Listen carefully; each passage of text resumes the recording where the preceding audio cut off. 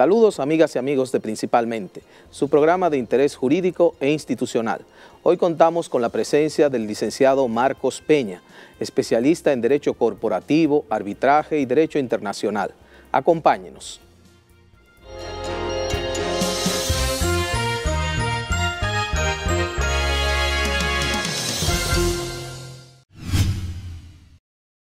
Aprender a leer y escribir no solo le ayudará a abrir su mente al mundo, también abrirá el mundo para usted. La alfabetización permite ampliar los conocimientos, aumentar las oportunidades de conseguir empleo y mejorar su salario y su vida. Participe de otro gran cambio en nuestro país. Inscríbase en la alcaldía, la iglesia o cualquier institución de su localidad. Gobierno de la República Dominicana. Hora de hacer lo que nunca se ha hecho. Desde el 1989, Seaboard se convierte en la primera generadora privada de energía de República Dominicana. En el 2012, reemplaza sus unidades de generación por la unidad Estrella del Mar 2, que opera con gas natural como combustible, armonizando con el medio ambiente y poniéndose a la vanguardia en la producción de energía limpia. Seaboard, comprometidos con la satisfacción de sus clientes, el desarrollo nacional y el medio ambiente.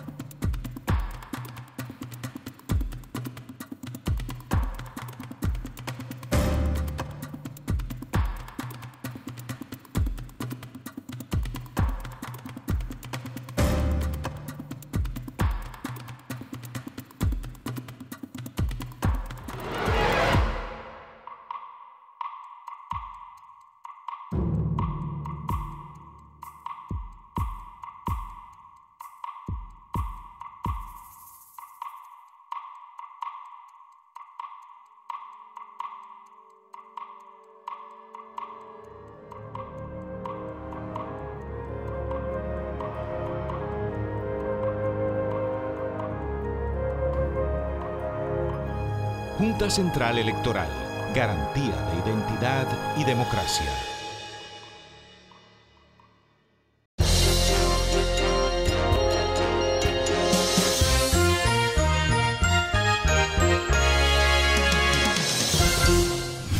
Saludos amigos de Principalmente. Gracias por mantener la fidelidad con tu programa, Principalmente, un programa que tiene como objetivo fundamental orientar a toda la población dominicana sobre lo que es el derecho como una ciencia fundamental de las ramas sociales. Hoy principalmente se encuentra gratificado aquí con la presencia de un joven jurista dominicano de mucho prestigio, con un largo ejercicio profesional, un ejercicio muy exitoso en el área corporativa, del derecho corporativo, pero se ha destacado fundamentalmente en una rama del derecho que se pudiera considerar novedosa en República Dominicana y que no todo el mundo maneja las intríngulis, que es sobre el derecho arbitral. Se trata del doctor Marcos Peña, un gran amigo de nosotros de muchos años. Marcos, para nosotros es un honor tenerte aquí Principalmente. Para mí un honor y un placer compartir con ustedes un buen rato hablando de lo que nos apasiona, el derecho. Mira, Marcos, tanto Ramón en su introducción como nosotros hablábamos de una de tus especializaciones. Sabemos que tú discurres en tu ejercicio profesional en diversas ramas del derecho, pero hay una particular que como que te ha especializado y te ha dedicado al estudio profundo de la misma, que se trata del derecho arbitral. Es el derecho arbitral muy poco conocido en República Dominicana. Y yo te diría que en la misma comunidad jurídica nacional es muy poco lo que se sabe del derecho arbitral, porque es un grupo muy reducido de abogados que han desarrollado ese ejercicio y se han dedicado, como en el caso tuyo, a ejercerlo e incluso a ejercer hasta como árbitro. Sí.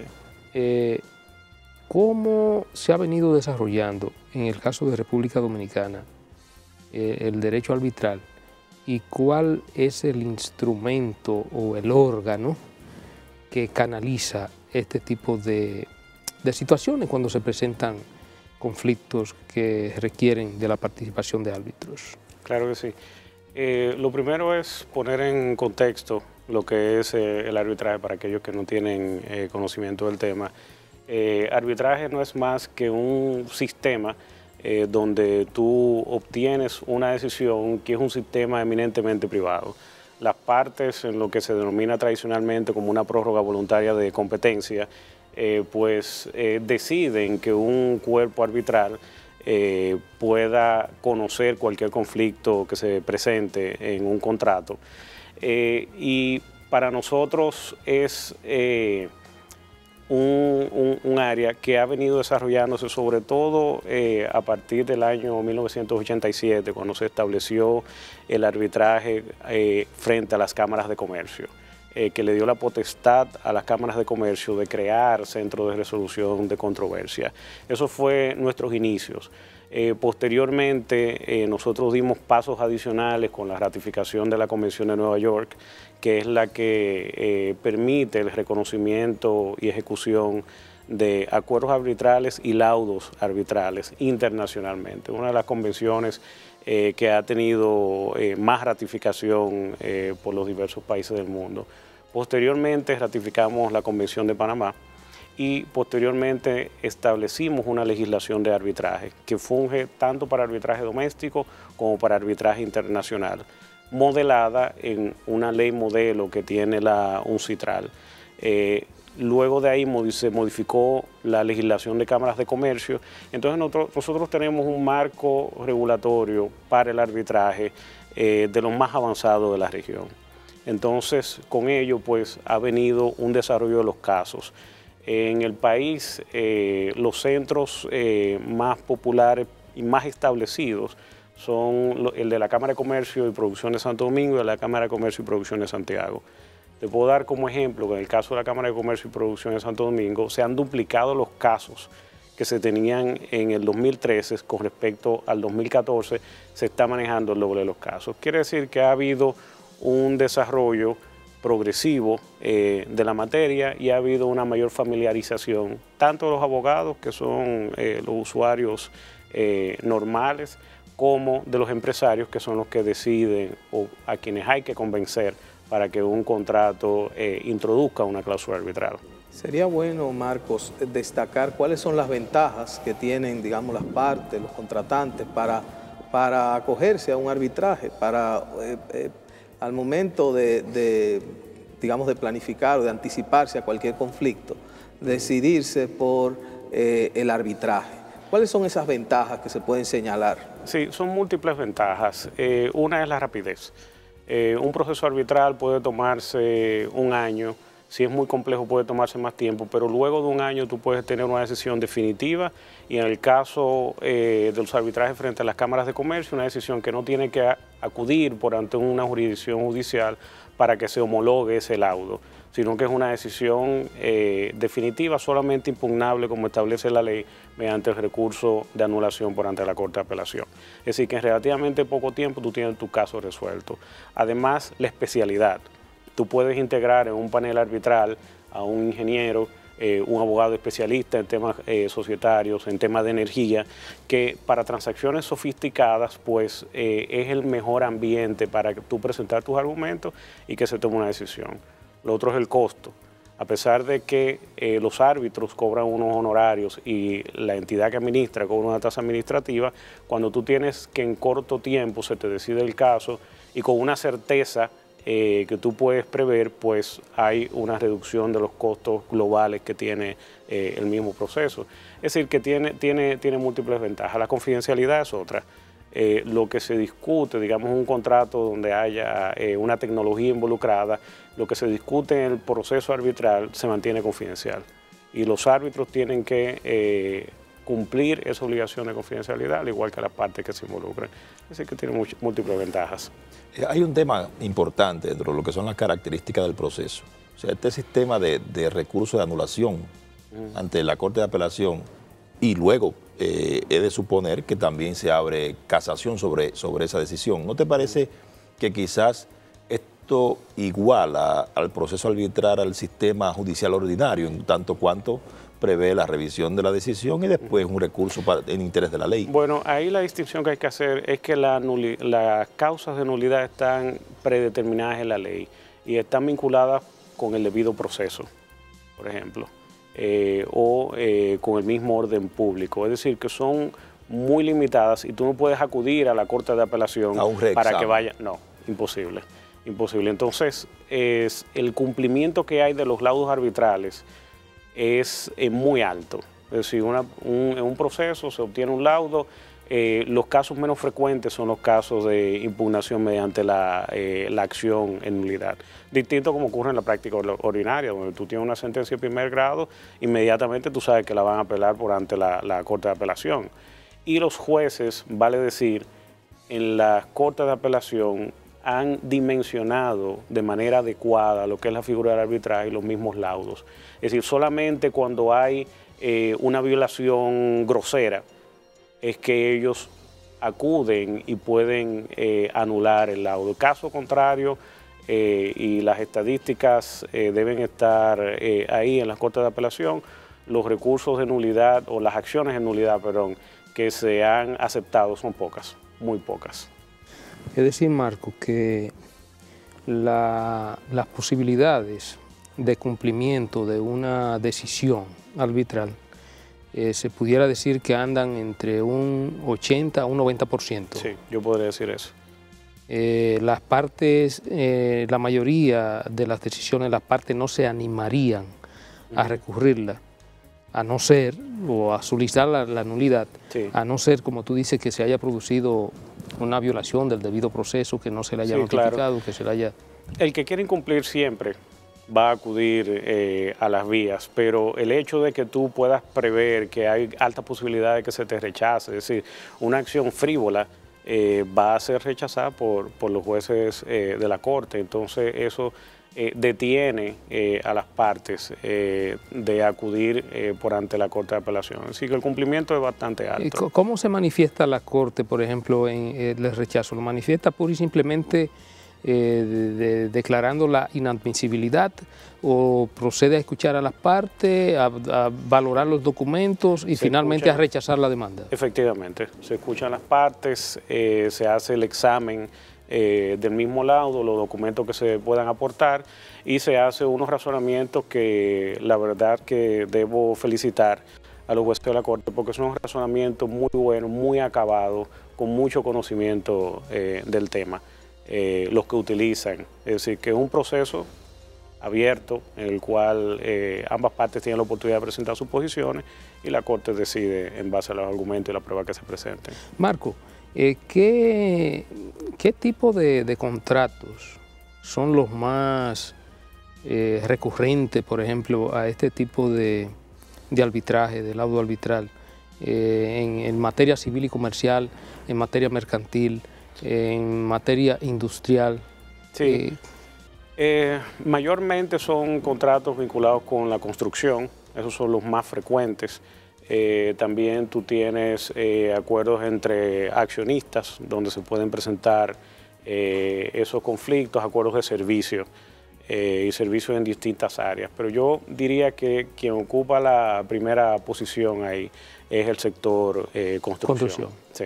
¿Cómo se regulan los costos? O sea, me refiero, los árbitros perciben unos honorarios. Sí. Y cuando uno compara con el sistema de justicia, bueno, los jueces son pagados por el Estado. Sí, claro. Aún así, ya tú has señalado que hay otros factores, como el tiempo, que también vale dinero, digamos. Sí, claro. Pero claro. ¿cómo se regula ese tema? Sí, dependiendo de la institución arbitral. Hay las instituciones locales, que son las cámaras de comercio, tienen sus tarifas para los honorarios de los árbitros y lo que es la tasa administrativa. Si tú te vas a una institución internacional como la Cámara de Comercio Internacional, ellos hacen una evaluación y hacen una predeterminación de un monto y establecen ese monto y requieren a las partes el pago de esa suma. Ahora, ya una vez el proceso se agota, ellos hacen una evaluación, bien sea en base a las horas que han sido invertidas por los árbitros, y entonces las horas contrastan con el valor de la hora y establecen un monto y de ese monto lo que sobre se lo devuelve a las partes. Es decir, que es distinto. Tú conoces de un principio cuánto aproximadamente te va a costar, pero no tiene unas tasas específicas para los honorarios. Es decir, que esas tarifas, vamos a decir, sí, o tasas, no están predeterminadas en la ley, son de manera consensuada que la ponen las cámaras, los centros de administración. Los centros de administración, que vamos a decir, la ley que regula la materia nos dice, bueno, un laudo arbitral que trate sobre tal y tal cosa, la tarifa que se impondrá por hora trabajada a los jueces, vamos a decir, a los árbitros será de tanto. Sí, no, la ley no se refiere a eso.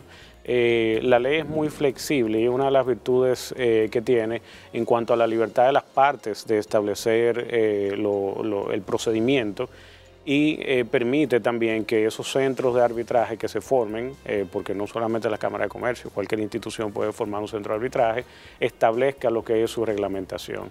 Y la ley indica que una vez la parte hace una referencia a un reglamento, el reglamento se considera incorporado al contrato.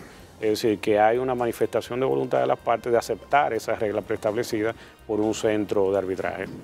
En República Dominicana las cámaras de arbitraje tienen su banco de árbitros, pero tengo entendido, tú me corregirás, que al mismo tiempo las partes tienen la posibilidad de sugerir árbitros para un conflicto en particular, aunque eso esté sometido a un proceso ulterior de depuración que ya nos contestará. Sí, claro que sí. Luego de la más reciente modificación a la Ley 5087, justamente se abre la lista de árbitros. Los centros tienen listas de árbitros, pero las partes tienen la libertad o de elegir un árbitro de esa lista o de someter su árbitro, lo cual es posteriormente refrendado por el bufete directivo, en el caso de la Cámara de Santo Domingo, quien dice ratifica a los árbitros, y en algunos casos el árbitro presidente es o bien elegido por los árbitros elegidos por las partes o elegido por el centro. En el caso de que sea el centro, pues el centro sí acude a la lista. En caso contrario, pues la parte tiene libertad. Marcos, hay el arbitraje local y hay el arbitraje internacional. ¿Cuándo opera uno u otro? ¿Es que solo algún tipo de contrato se lleva, digamos, conforme a un arbitraje internacional? Sí, bueno, las partes tienen la libertad de establecer cuál institución le va a administrar el proceso. Aunque la ley hace su distinción entre arbitraje doméstico y arbitraje internacional, pero tú puedes tener casos que sean, digamos, de República Dominicana, que se ha decidido por la Cámara de Comercio Internacional. Y si tú estableces, por ejemplo, que el arbitraje se va a regir por las reglas de la Cámara de Comercio Internacional y la sede de arbitraje será Nueva York o será Londres, ahí tú tendrás un laudo que para ser reconocido en la República Dominicana va a tener que agotar un proceso como un laudo internacional. Muy bien, Marcos. Después de esta pausa vamos a seguir conversando sobre este y otros aspectos de interés.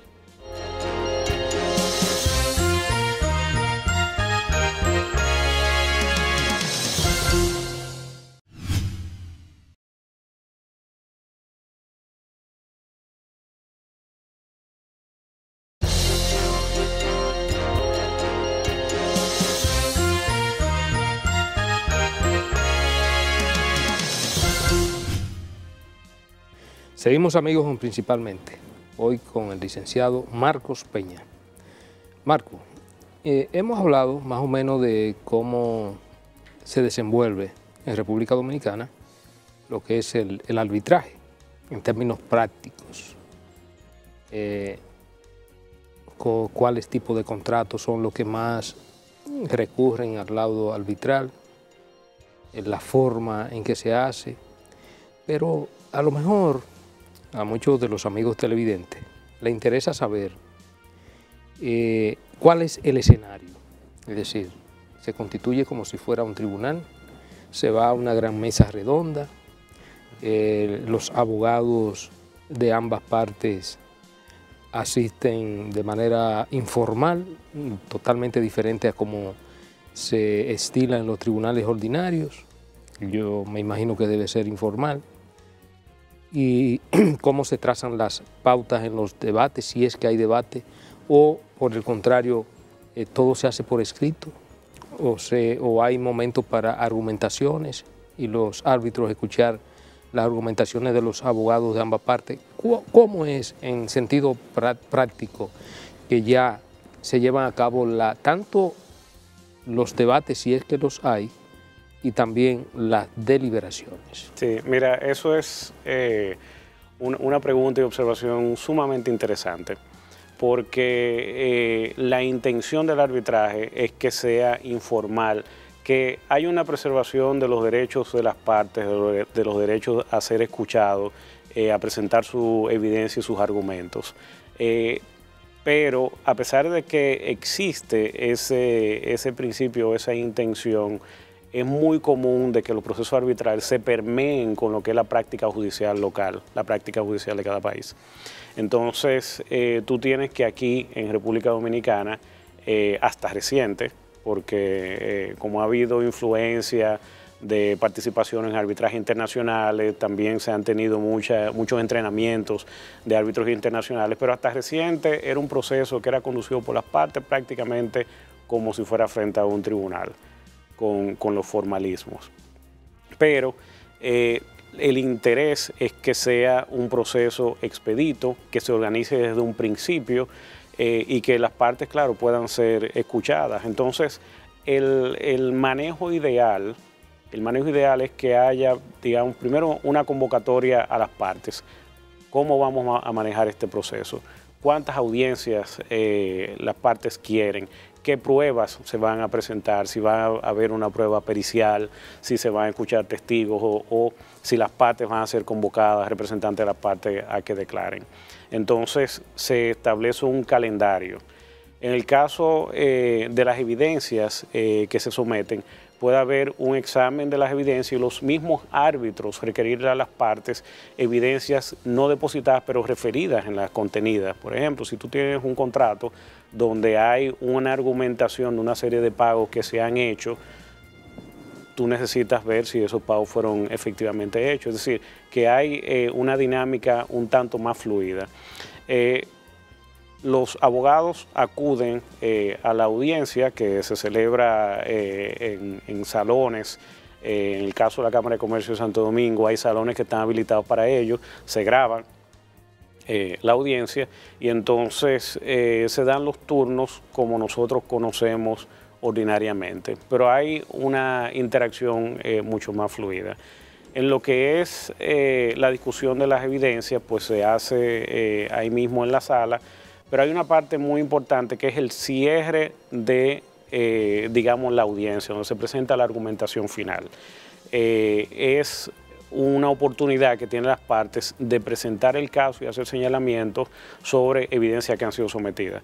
Entonces hay una flexibilidad de que tú puedes presentar evidencia visual, tú puedes presentar declaraciones de los mismos testigos, es decir, tú puedes traer a esos testigos que fueron escuchados en algún momento a ese cierre y presentar esas declaraciones para instruir mejor a los árbitros de una manera directa.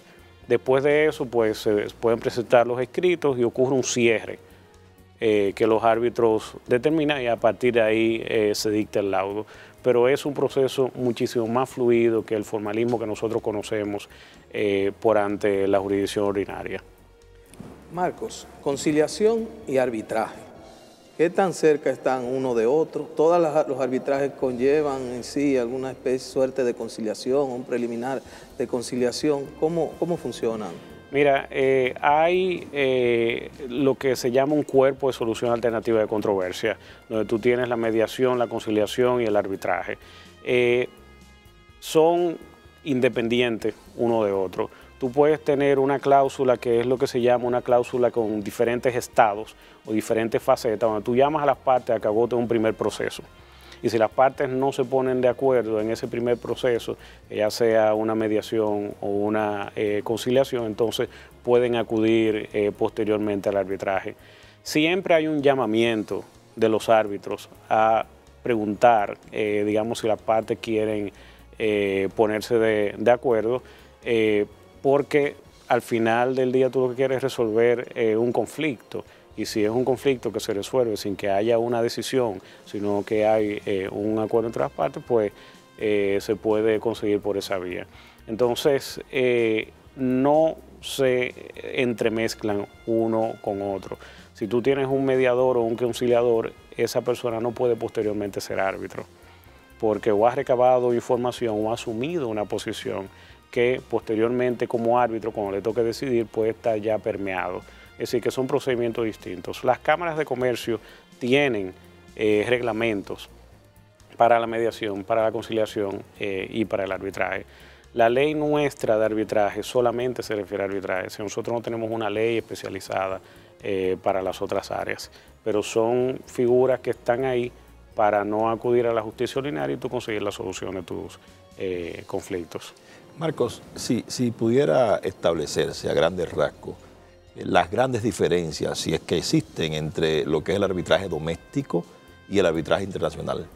Sí, el arbitraje doméstico, como decía, está permeado por el formalismo procesal y por el mismo procedimiento civil dominicano. El arbitraje internacional ya escapa, obviamente aplican la regla de derecho internacional privado en cuanto a la ley del lugar del arbitraje, al tribunal que tú acudes para obtener medidas cautelares, pero tú tienes que distinguir donde nosotros tenemos la tradición civil, de derecho civil, mientras que el arbitraje internacional es prácticamente un compromiso entre lo que es el derecho anglosajón y el derecho civil, porque el arbitraje internacional se supone que debe ser una cultura internacional para solución de controversia y tiene que haber reglas homogéneas. Claro, si tú tienes dos firmas de abogados, que son firmas de abogados norteamericanas, tú vas a tener posiblemente en un arbitraje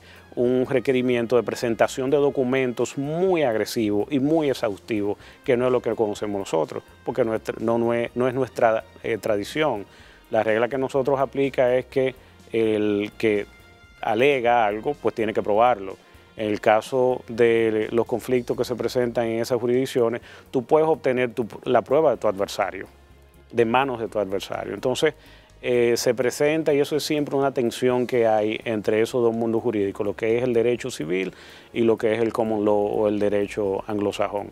Pero cuando tú participas en un proceso local y en uno internacional, por el avance y la tradición que hay de arbitraje internacional, tú tienes árbitros con una gran sofisticación, conocedores de temas sumamente complejos, conocedores de varios sistemas jurídicos que pueden confluir en un conflicto, y son mundos verdaderamente distintos. El arbitraje doméstico se nutre del arbitraje internacional, justamente por esa profundidad que hay en la práctica.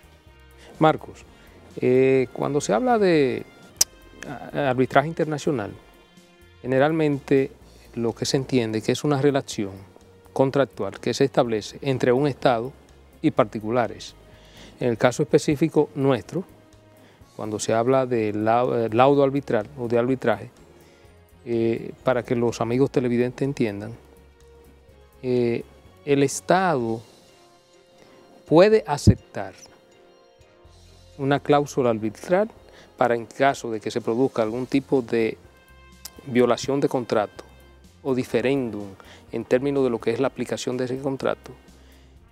¿Cómo se eligen esos árbitros o qué arbitraje internacional? ¿Es de libre elección, tanto del Estado como de los particulares, que en este caso, o la mayoría de los casos, son inversionistas que de una u otra manera deciden contratar con el Estado determinado tipo de concesiones, pueden ser concesiones mineras, pueden ser concesiones radioeléctricas, diferentes tipos de concesiones, incluso concesiones hasta de energéticas, para la explotación energética.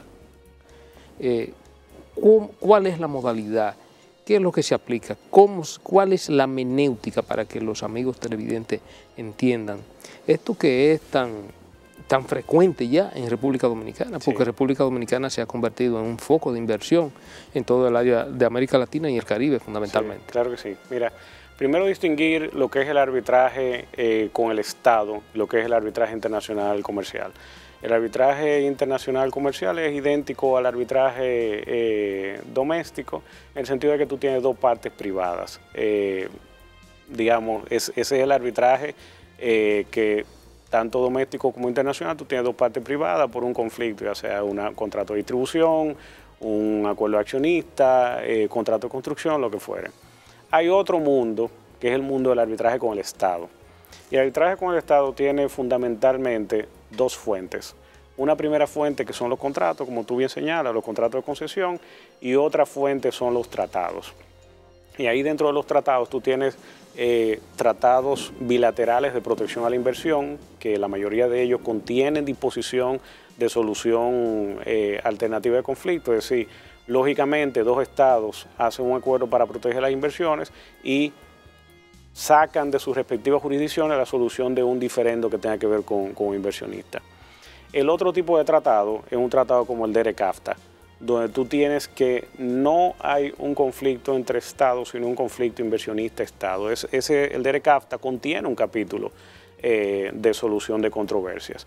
Entonces, tú tienes esos dos sistemas. En el caso de las concesiones, a partir del 2010, República Dominicana reconoce en la Constitución la posibilidad del Estado incorporarse o ser parte de procedimientos arbitrales, lo cual es un gran paso de avance, porque antes, con la excusa de soberanía, los estados muchas veces argumentaban de que no debían ser parte de un proceso arbitral, sino que debían abstraerse. Pero República Dominicana lo reconoció en el 2010, con lo cual eso ya es un caso cerrado. Entonces, en ese contrato de concesión, tú vas a tener un foro que el Estado y el inversionista pactan. Puede ser la Cámara de Comercio Internacional, que tiene la sede en París, puede ser la Corte Internacional de Arbitraje de Londres, puede ser cualquiera de esos foros reconocidos. Entonces, tú eliges el foro. Segundo, tú eliges el lugar del arbitraje. Entonces, hay lugares que son internacionalmente reconocidos, donde ya los tribunales que prestan un auxilio a los árbitros, ya sea para tomar medidas cautelares o cualquier otra medida en un proceso, tienen vasta experiencia. Y hay sitios conocidos: Washington, Nueva York, París, Londres, Ginebra. Entonces esos son los lugares a los que se acude. Entonces el Estado pacta eso en un contrato. Ahora, puede darse el caso de que un inversionista puede estar protegido no solamente por ese contrato, o pueda tener esa vía contractual, sino también puede tener la vía de un tratado. ¿Qué ocurre, digamos, si tú tienes que es el caso de República Dominicana, que tiene un tratado bilateral de protección a la inversión con Francia? Un inversionista puede acudir al proceso arbitral que tiene ese tratado, o puede acudir al proceso arbitral que tiene bajo el contrato, o incluso en algunos casos, cuando las argumentaciones o las reclamaciones lo permiten, puede acudir a ambos foros. Entonces, eso es, digamos, lo que ocurre en la práctica. Y en el caso nuestro, los casos de arbitraje en los que República Dominicana se ha visto involucrada, los casos más recientes, en su mayoría provienen de contratos. Hay otros, incluso que se inició recientemente, donde el foro es el ICSID, que es un foro dentro del Banco Mundial, es un caso bajo la regla del DERE-CAFTA.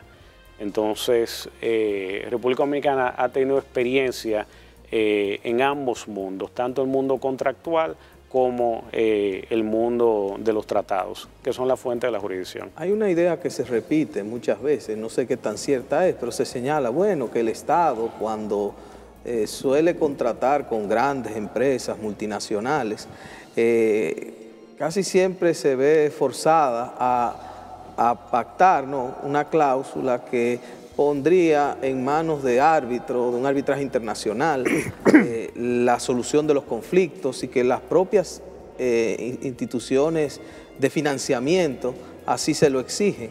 Y además se indica que en ese escenario el Estado lleva las de perder. ¿Qué tan cierto es eso? Eso no es cierto.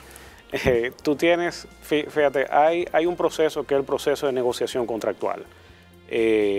Típicamente partes privadas contratan sus oficinas de abogados y tú tienes largas sesiones de negociaciones. Con el Estado ocurre de que muchas veces, salvo algunos casos excepcionales, muchas veces no ha habido esa asistencia, lo que ya de antemano debilita el contrato con respecto a los derechos y obligaciones que tiene el Estado. Pero fuera de eso, asumiendo un contrato que ha sido negociado de manera exhaustiva y que esté perfecto, entonces viene la parte de la cláusula arbitral. A esa cláusula le llaman la cláusula de medianoche, que es donde están las partes ya listas para firmar y resulta que falta la cláusula de solución de controversia. Entonces pueden tomar una cláusula, la insertan en un contrato y tú amaneces con el contrato firmado, una cláusula que tú no has negociado, como debiste haber negociado el resto del contrato. Pero fuera de eso, ya digamos, acudiendo a un proceso arbitral, los casos por ante la CCI, la Cámara de Comercio Internacional, las partes tienen la libertad y el reglamento de la CCI así lo permite, de elegir los árbitros que los van a representar. Y típicamente esos dos árbitros que son elegidos, uno por el Estado y el otro por el inversionista, eligen quién va a presidir el panel. Es decir, que hay una participación del Estado en ese proceso. Entonces ya luego viene el proceso, que si el Estado pierde o gana. En las estadísticas, sobre todo en los casos de arbitraje de inversión, muestra, sobre todo con los estados latinoamericanos que tienen esa concepción de que es el imperio que está en su contra, de que ha habido más de un 50% de decisiones favorables a los estados. Es un dato. O sea, más de la mitad han sido favorables a los estados latinoamericanos. Claro, lo cual contradice la percepción de que el Estado va al arbitraje a que lo sacrifiquen. Eso no es así. Ahora, en lo que es el proceso mismo arbitral, tú necesitas evidencia. Y esas evidencias, como hablamos en un momento, van a venir, en el caso de que sea un contrato, de la ejecución de ese contrato. Y ocurre que siempre, o casi siempre, lo que es la parte privada, el inversionista, un contrato de concesión, tiene todas sus evidencias, todos sus incumplimientos, y el Estado no hace ese mismo trabajo. Entonces ya ahí hay una desventaja. El otro aspecto es la contratación de abogados. Tú tienes que contratar abogados locales que tengan algún tipo de experiencia en el tema y tienes que contratar arbitrajes internacionales, pero no hacerlo de una forma, digamos, dando carta blanca a que hayan costos que después el Estado va a tener que pagar, y esos costos pueden montar 10, 15 millones de dólares si tú no tienes una negociación efectiva al principio. O sea que en cada una de las etapas del proceso hay que tener un cuidado para que entonces estemos satisfechos con el resultado que vaya a surgir al final del mismo. Es un tema de gestión, entonces, que es un tema de gestión postcontractual, diríamos. Sí, hay un tema de gestión, yo diría que precontractual, y luego de gestión postcontractual, que es lo que va a dar los elementos para que tú puedas tener una defensa exitosa o, cómo no, una acción exitosa, porque también algo que nosotros usualmente tenemos en mente es que el Estado que siempre incumple, y eso no es así necesariamente. Tú tienes dos partes en un contrato y puedes incumplir tanto la parte privada como la parte estatal, y corresponderá al Estado, si hay una violación de parte del particular, iniciar un proceso en su contra. O sea que en esa gestión tiene que mirarse ambos puntos de vista, no solo a la defensa, sino también el caso de incumplimiento de la contraparte. Bueno, Marco, hay un arbitraje internacional en los últimos meses. Se ha sacado mucho a colación como consecuencia del del conflicto, vamos a decir así, ya con características sociales, que ha provocado la posible explotación o la pretendida explotación por parte de una minera de Loma Miranda. La sociedad dominicana se ha levantado en contra de la explotación de Loma Miranda. Creo que se han hecho algunos estudios de impacto ambiental y la recomendación de esos estudios de impacto ambiental ha sido rechazando, ¿no?, la pretensión de la minera. Ahora, creo que Naciones Unidas tiene una entidad que me parece que es el Fondo para el Desarrollo del Medio Ambiente, que se les reconoce, bueno, internacionalmente la calidad técnica, profesional y moral para emitir opiniones en términos de lo que tiene que ver con este tipo de actividades que propenden, en la mayoría de los casos, a dañar el medio ambiente. Y ante una situación como la que se presenta, creo que hay razones valederas para que la República Dominicana, como Estado, que está llamado primero a lograr, no a lograr, sino está llamado, está obligado a representar los intereses legítimos de la colectividad. Entonces, frente a una situación de esa naturaleza como la que hoy estamos viviendo en República Dominicana, ¿crees tú que nosotros como Estado estamos en condiciones, si se presentan las pruebas, de ganar ese laudo arbitral frente a, en este caso específico, a la Falcon Bridge? Mira, es una pregunta difícil de responder cuando tú no tienes todos los elementos a mano.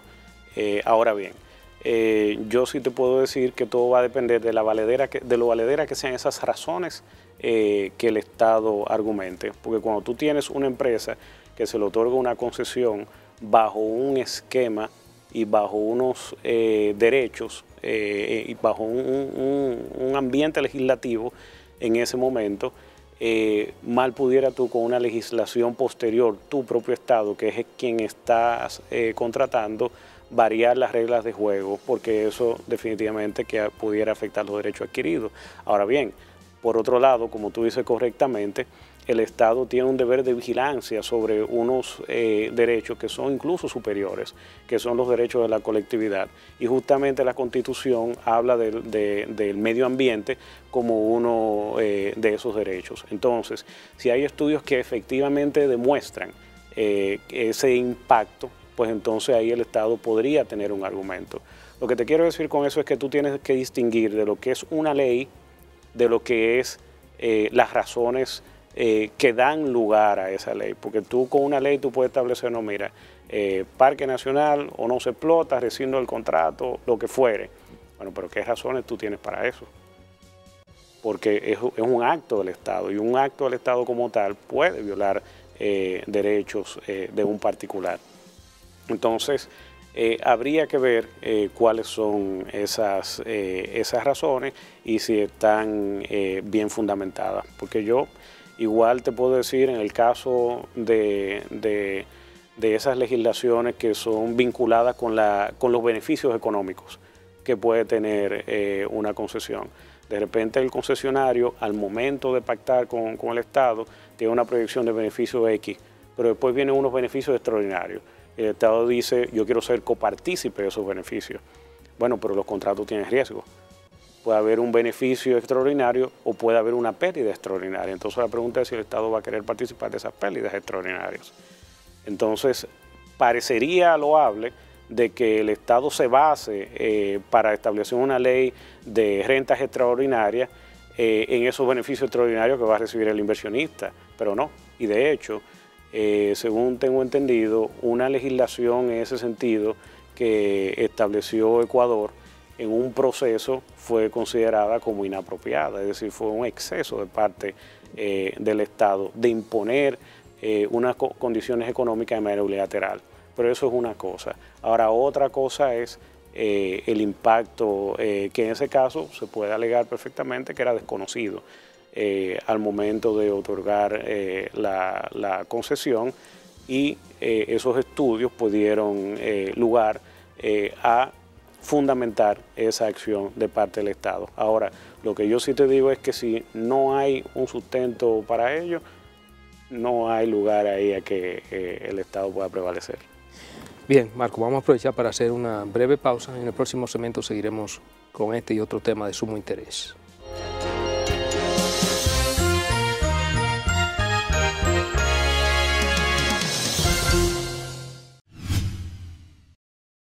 Aprender a leer y escribir no solo le ayudará a abrir su mente al mundo, también abrirá el mundo para usted. La alfabetización permite ampliar los conocimientos, aumentar las oportunidades de conseguir empleo y mejorar su salario y su vida. Participe de otro gran cambio en nuestro país. Inscríbase en la alcaldía, la iglesia o cualquier institución de su localidad. Gobierno de la República Dominicana. Hora de hacer lo que nunca se ha hecho. Desde el 1989, Seaboard se convierte en la primera generadora privada de energía de República Dominicana.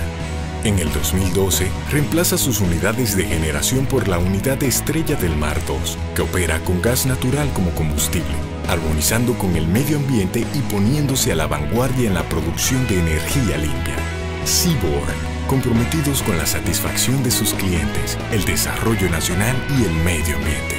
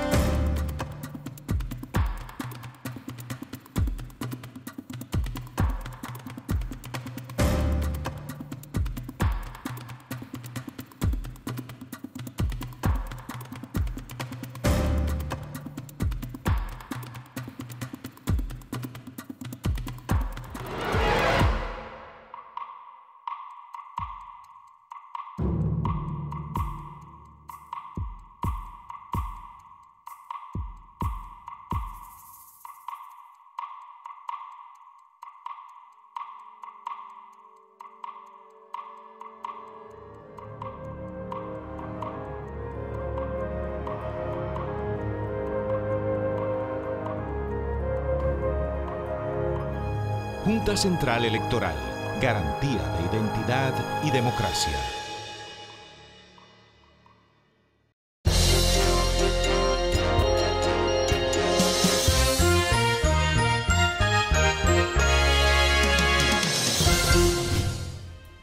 Seguimos, amigos, principalmente hoy con la presencia del licenciado Marcos Peñas. Marco, la verdad que el tema resulta interesante y hasta apasionante, y sobre todo porque el desconocimiento de la mayoría, yo te diría de la comunidad jurídica, la gran mayoría, desconoce las intríngulis de cómo se desarrolla el derecho arbitral en República Dominicana y también fuera. Es una rama muy especializada y son pocos, muy pocos los abogados, por ejemplo aquí en República Dominicana, que como tú manejan tan ampliamente en la materia.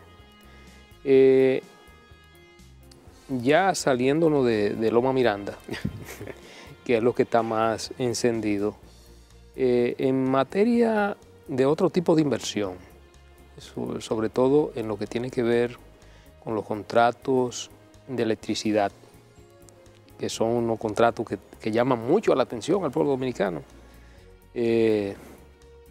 Muchas veces se habla de que son leoninos y la mayoría de la gente tiene la percepción de que el gran problema se ha que se ha producido, sobre todo en el manejo del sector energético en República Dominicana, se debe a la incompetencia del Estado dominicano en cuanto a las negociaciones que se han producido para la materialización y realización de esos contratos. ¿Cuál es tu visión en ese sentido? Sí.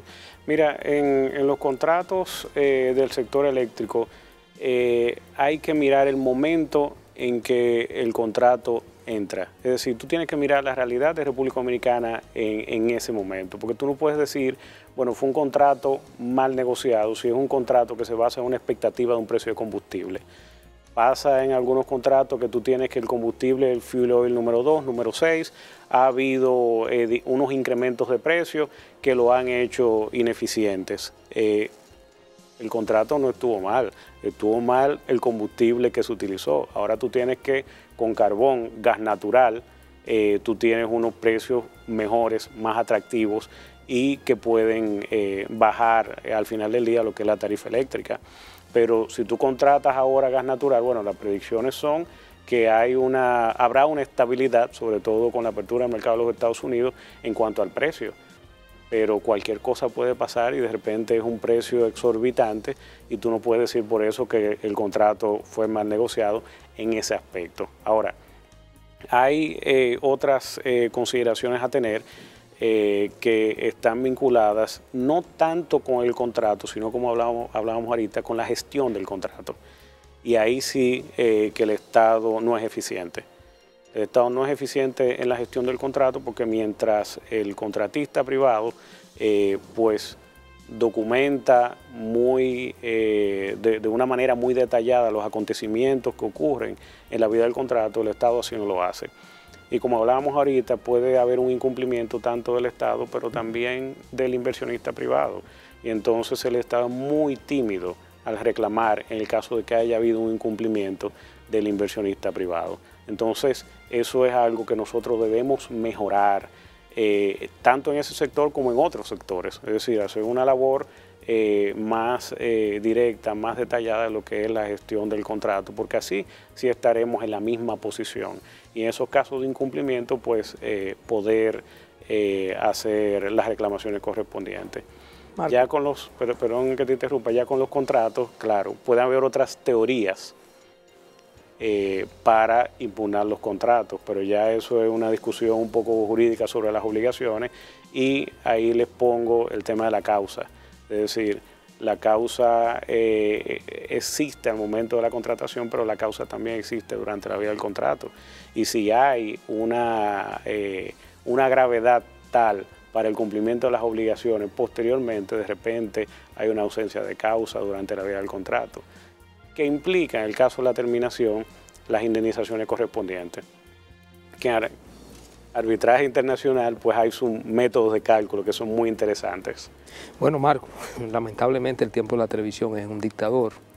La verdad es que para nosotros ha sido un enorme placer haberte tenido aquí principalmente y sobre todo por la forma tan didáctica en que tú a muchas cosas que nosotros mismos desconocíamos como abogados, porque la verdad que nunca ha sido nuestra especialidad.